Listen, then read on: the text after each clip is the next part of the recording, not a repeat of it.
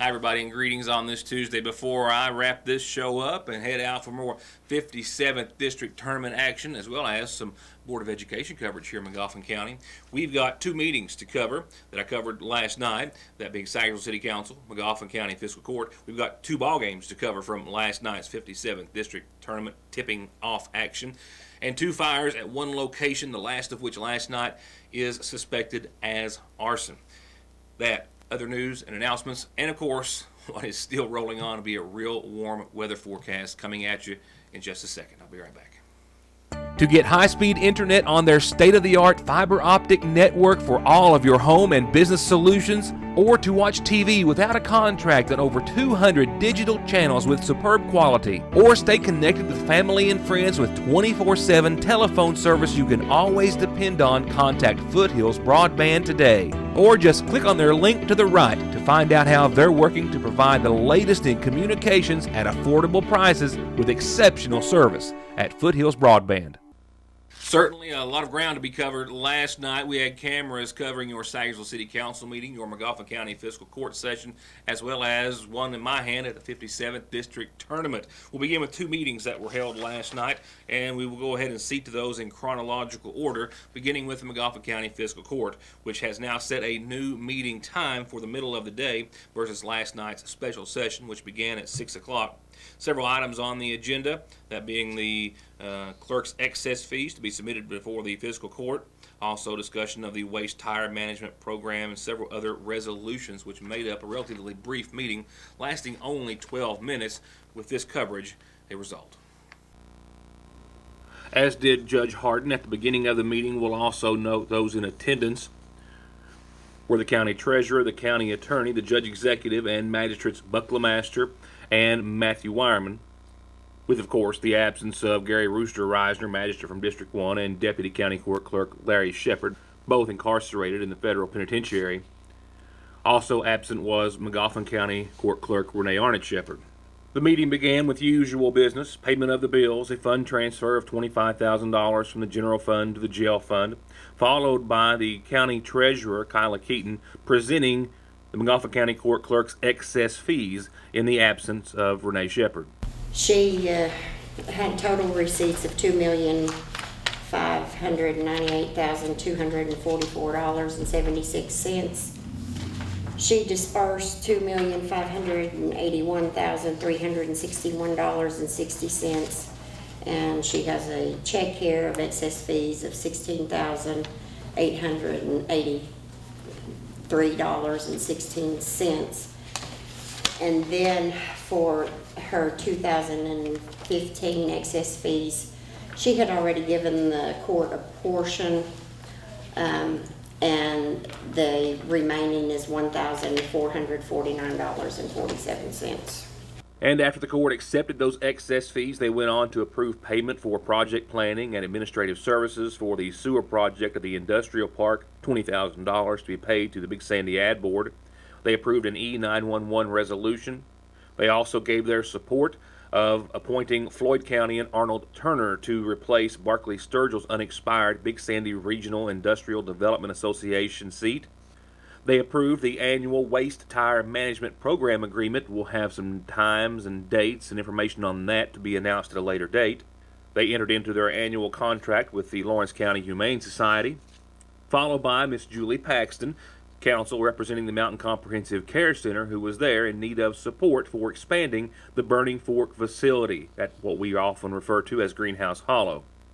They're looking to remodel and add on and expand, especially with the loss of the adult daycare facility that gave way to the Mountain Parkway expansion. The county deeded that to us in 1975 on the condition that as long as we provide jobs for Magoffin Countyans, that we would keep the property. So we've been there for 42 years now, and we have provided jobs. We have a ADT there, an adult day training, and we're getting ready to expand to offer more services. And I brought Kim Henderson, who is the director of our program, to tell you about the services that we're going to be adding there, which is going to require building on a little bit to it.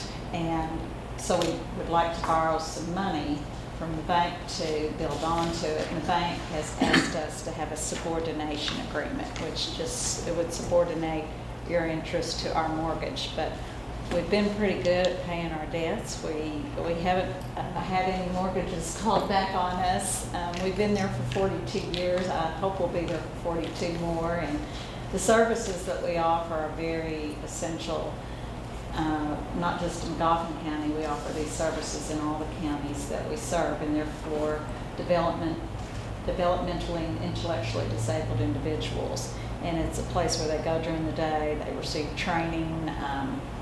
There's social along with it, and they also they make wood products, and they grow things for the greenhouses. So it's a wonderful program.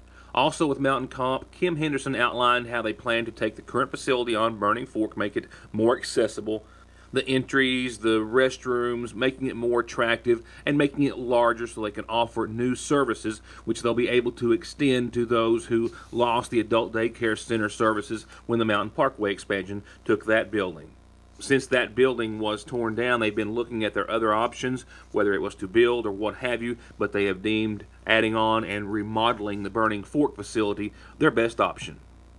They received the full support of the McGoffin County Fiscal Court, which in their final point of business changed their meeting time to the third Tuesday of each month, with the meeting to be held in the afternoon at 1 o'clock.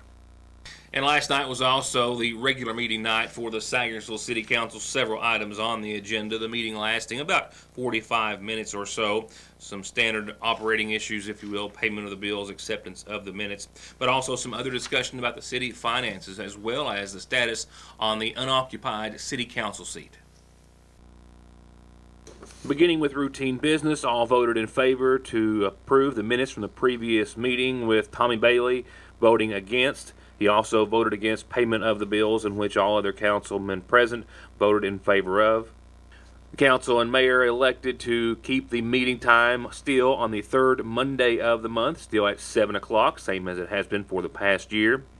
As a matter of a formality pertaining to the continuity of government in case of a disaster or something else of that nature, should the mayor and all of the city council become incapacitated or unable to serve, Fire Chief Paul Howard was listed as the designated survivor, if you will, who would be in charge of any emergency or city business should, once again, the council and mayor not be able to serve. In the mayor's report, Mayor Shepherd outlined current fund balances: $124,000 in the general fund, $7,200 in the road fund, $8,300 in the payroll fund, $27,000 in the tourism fund, and some other accounts. And then outlined some ups and downs, so to speak, in regards to the city budget this year versus this time last year. Last year at this time, through 15 to 16, we took in $872,778, and we had spent $863,654, making us $13,000 to the good. This year we've taken in $834,656 and spent $810,046, making about a $13,000 difference. So we knew we was going to take in less, so we tried to spend less, so we spent less and took in less of about $50,000 up to this point. Do you know what those $50,000 less figures are coming from? No, I'd have to go through each account. We got it broken down in each account, but I'd have to go through it and see. I just didn't have time to do it this time. I just got this evening. But I'll have it broken down next time if you want to look at it, no problem. Well, It's going to get tight from now into the end of fiscal year, but we've collected almost 95 or 96% of our taxes have been collected so far. So we've got a real good collection rate this year. I think a lot of them are just like them trailers that move in and out, and you can't get them, and they no addresses, and we try to run them down, we can't find them, and things like that. So, and then our business licenses and then our unloading licenses are all just about, they'll be finally due about, probably I'd say 65 to 70% taken in so far. But it'll get a little tight from here on out then. But we're running just like we did last year, so it's no surprise. And in other discussion, much of it centered around the Ramey Park, with no action taken. There was a general discussion about the many needs in the park in regards to the condition of the tennis courts, as they have been for several years, the lighting around the ball field, some of which had to be removed because it was just simply dangerous and non-functional, but how it's all going to have to be replaced at a very expensive cost at some point in the future. They discussed the park board with the two city members of the park board, one being City Attorney Jeff Lovely, saying that he was unsure who the 3 county members of the park board were, but that they met every 3 months or so. And one of the last remarks came on behalf of the mayor, fielding a question from the audience, saying that there is still a great deal of unknown in regards to how and when or who will be appointed by the governor to fill the seat left behind by Jeff Ross, who resigned. The letters were sent to the Secretary of State and filed with Renee's office the next day, or the 2 days after, and that goes to the governor. Well, what my question is, do you recommend somebody or who? I have no idea, Colonel. They haven't contacted me. It don't say nothing in the law about me recommending anybody. I have no idea. I don't know. I don't know how that goes. I don't know if he contacts the mayor or the council members, or looks at who ran, or what. I don't know. I don't have no idea. I'm Jeff. Do you know anything about it? It don't say anything. Ask that question. Statute does not address it. I have no idea. Yeah. So we can go on and on and on. I mean, I don't have this buddy sitting here, or she, or whoever. And I don't know what time frame the governor has to appoint, so it'd be up to the governor to. Yeah. Sometimes they will have their representatives call and ask. I know in previous things they do that. Sometimes the governor knows who he wants to appoint and he'll appoint. So I don't think there's a designated procedure. They adjourned shortly after that final discussion. I'm going to take a quick break and be right back with a suspected arson fire last night in Sagersville, and a lot of other headlines, so please stay with us. Last night, I covered the second fire at a Sagersville residence, specifically on the left-hand fork of Sugar Camp. The second fire in just a little more than 2 weeks. The first was deemed accidental. Last night's believed to be arson. Right now, the Sagersville Fire Department is waiting on an arson investigator from the Kentucky State Police who was called from the scene last night. Sagersville Fire Chief Paul Howard also, however, has given me some details about why he suspects last night's blaze to have been intentionally set. This was the scene of the first call a little more than 2 weeks ago on February the 3rd. It was on that day that the Sagersville Fire Department responded to a call after the resident who lived in the lower portion of the duplex reported smoke in the structure. It turns out that some clothes, which had gotten piled a little too close to the hot water heater, had gotten too close to the heating element, and they started to combust and started to burn.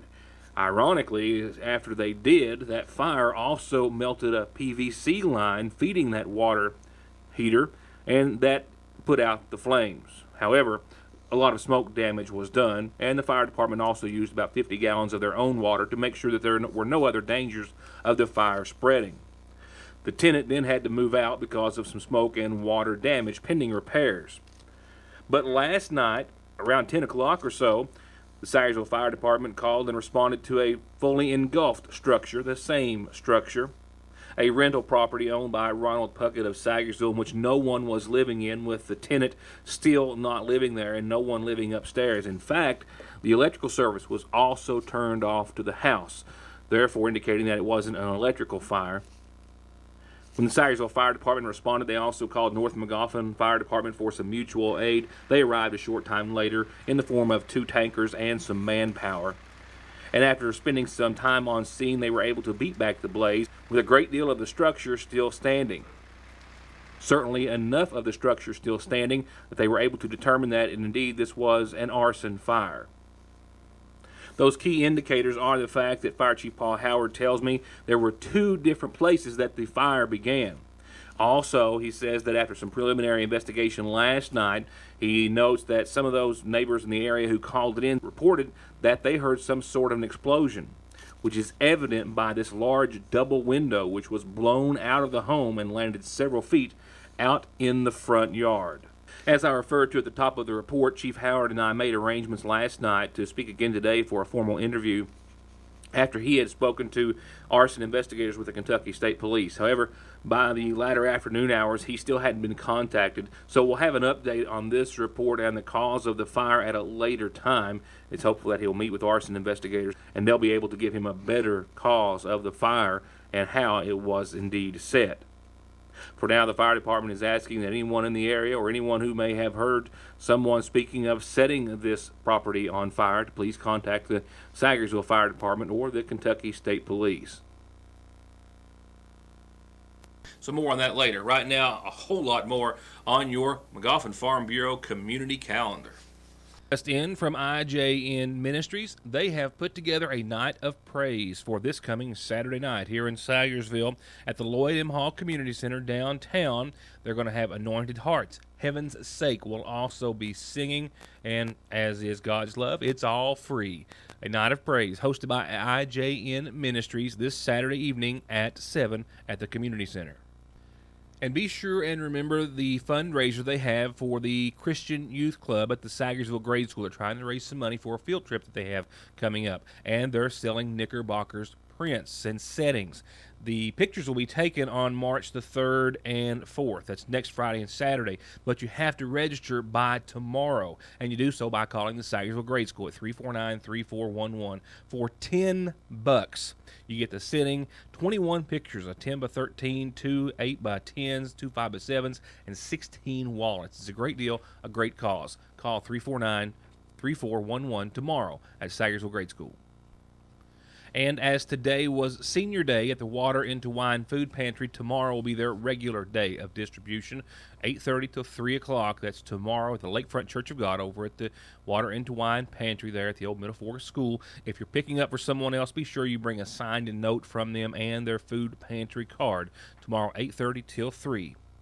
And if you're not ready to hang up your boots as of yet, 55 and older, want a little part-time employment, call about the Senior Community Service Employment Program through your Big Sandy Area Community Action Program here in Sagersville. Call 349-2217. You can get up to 15 hours a week of part-time employment in community service, job training, related educational opportunities, and more.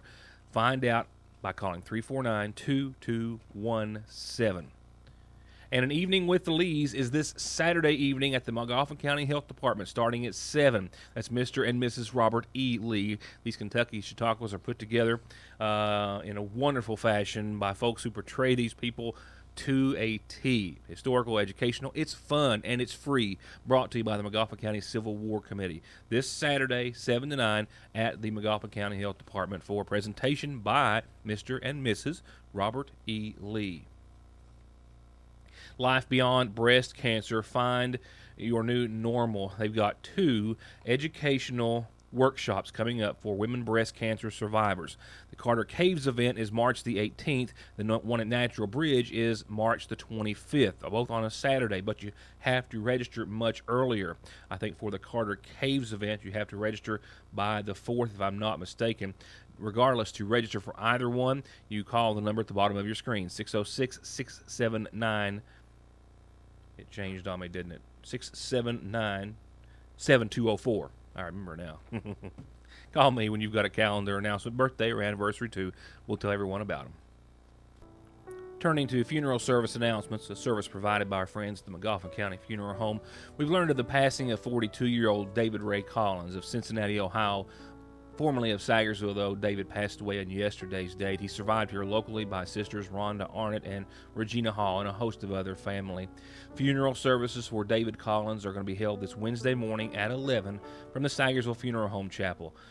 That is tomorrow morning at 11, of course, with the family welcoming friends for the remainder of this evening for visitation, also at the Sagersville Funeral Home. And 52-year-old Renee Minix Bowling of Lexington, formerly of Magoffin County, is to be laid to rest tomorrow afternoon at 1. The daughter of Mildred Minix and the late J.B. Minix. She's also survived by her husband, Ron Bowling, son Tanner, and daughter Chelsea Nicholas. Visitation will continue this evening and up until services, once again set to start tomorrow at 1 o'clock.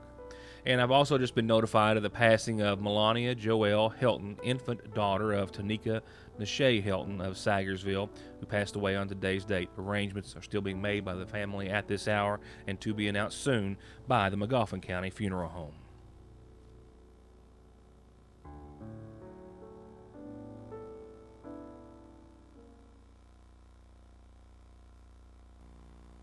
All right, it's tournament time. The girls' championship has been set after 2 games last night at the hosting Magoffin County High School, where, of course, the first game was that between the Magoffin County Hornets and the top-seeded district and region top-seeded Paintsville Lady Tigers.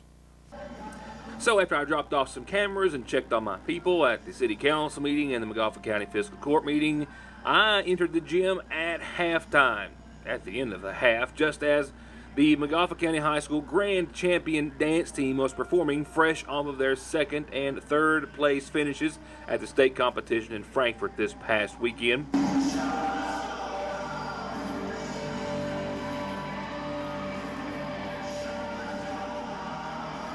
And I came in as Magoffin County fans had a lot to cheer about. What a half I missed, as the Lady Hornets had pinned down the top team in the region by as much as 9 in the first half, and were in the lead by 3 at the start of the second. And 1 minute and 45 seconds into it, Michaela Patrick pulls down the possession and makes a dash for the basket, where Kaylee Wireman puts it up, and it's a 5-point Hornet lead. But Paintsville three-pointers start to fly and start to fall. This one by Anna Keaton. And Lanzani and the Lady Tigers have maybe their first lead with this shot. That 1-point lead now 3 and now 5. But Magoffin County fought to stay in it. They closed it back to a 4-point deficit in the 3rd, before Keaton pulls up for another big 3, which was right before this one by Lanzani. And Magoffin County will be down 10 points, 28-38, starting the 4th, as Paintsville opens up the last 8 minutes, solidifying their spot in the championship round Thursday night and a trip to the 15th Region Tournament, while the Lady Hornets went out swinging against the top-ranked Lady Tiger team. After wins over the Hornets by 30 and then by 20 in the regular season, final score last night, 55-42, a 13-point margin for the Lady Tigers. My girls just never give up, and that's all I could ask for. You know, we're a really young ball club with a whole lot of adversity and injury. Our injuries was unbelievable this year with everything that went on with us. I'm very well pleased with how my girls responded. They played hard, and that's about all I could ask for. You know, we had Paintsville at half, and then we just didn't have enough horses at the end. Game 2, Central and Sheldon Clark, not quite as dramatic. Central ousted Sheldon Clark in the regular season 68-44 and then 60-28. At the halftime last night, it was closer, 22-18. The Lady Eagles at the half. Then Hannah Fitch picks Hope Lafferty's pocket, and the Lady Eagles start to take flight.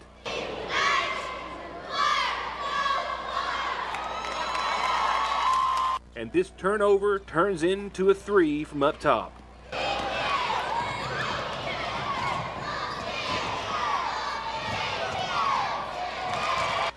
And Central starts to go on a run.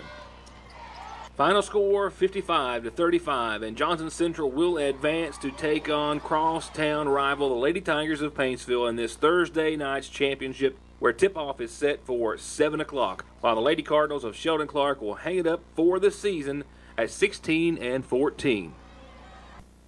Going back to the Magoffin County Lady Hornets, they, of course, now officially wrapping up their season at 9-19. They went out with a bang, a nice showing, and a nice run against Paintsville last night, I really have to say. They also had 3 wins there at home in a row on the 4th, the 7th, and the 9th against Robertson, Morgan County, and Belfry. So they did make a really good show there at the end, and we're already looking forward to covering them next season. Of course, you see more Lady Hornet coverage here on Your News Today than you will anywhere else. So we're looking forward to the next season already, as I'm sure are Coach Green and his Lady Hornets. As for the rest of the week, tonight, of course, you've got the first of 2 boys matchups. You've got Central and Paintsville tonight. Johnson Central defeated Paintsville in round 1 in the regular season, 83-68, and then round 2 just a couple of weeks ago, or a little more than a week ago, 106-77. Central is the favorite tonight, coming in at 23-6. Paintsville at 8-19. But as we have seen relentlessly, you never know what's going to happen in 57th District Tournament time. And as for the girls' championship, that will be, of course, a Johnson Central Paintsville matchup for Thursday night at 7. Johnson Central lost to the Lady Tigers 34-47 in the first go around and 59-65 in the second. That's going to be an exciting game to watch. And then, of course, there's the other boys matchup that will help decide the final, and that being McGoffin County and Sheldon Clark tomorrow night. Almost certainly to be a barn burner there. We'll all have all that coverage coming up the rest of this week, and a whole lot of other news to try to work in as well. Right now, let me work in your weather forecast before I have two more places to be tonight to have headlines for tomorrow's show. Here's a pretty short and sweet run at your outlook, powered by Licking Valley RECC. Tonight, some sprinkles, and then that will give way to some showers, and that will be later on. We're talking about when we see the showers, mainly after midnight for the most part. Temperatures right around 54, so calm wind, mild temperatures, and just a little bit of precipitation, followed by Wednesday where we should see the 60s again, 62, I think, and just coming off 10 degrees for tomorrow night's low, so not a big fluctuation there in tomorrow's temps. Showers are likely, though, tomorrow, mainly before 1, a little fog in the morning, but otherwise we'll see cloudy skies and a chance of some showers becoming isolated as the afternoon and evening goes on throughout the rest of your Wednesday. And Thursday looks to be another day into the 70s. I kid you not. A chance of some showers and thunderstorms possible after 10 a.m. I'm talking about a 30% chance right now. But temperatures at 72 and 54 for your high and for your low. And that could be a record-setting day. You're looking at Friday, 76. And we'll have to wait and see if we don't even beat that a little bit. We're going to have partly sunny skies for the most part, calm and dry conditions for the most part until Friday night. Late Friday night, like after midnight or 1 o'clock or so, we will develop a chance of showers, and it won't be more. It'll be more than a chance. Showers will be coming through, but I think we'll see mostly a partly sunny day throughout most of it. And look at those temperatures once again, 76. That's where our luck runs out. We can't last forever. Winter's not over, and not that I really have winter weather in your forecast, but the 50s return for your weekend. Saturday, some showers likely early, though, and then just mostly cloudy skies and 54. Sunday, the upper 40s and mostly sunny skies. Another round of precipitation shows up late Sunday night. It's going to wrap it up for tonight. If I don't see you tonight at the Board of Education or at the ball game, hope to see you back here tomorrow for coverage of those and other stories that you're only going to find here on Your News Today. Thanks, as always, for watching. Good night.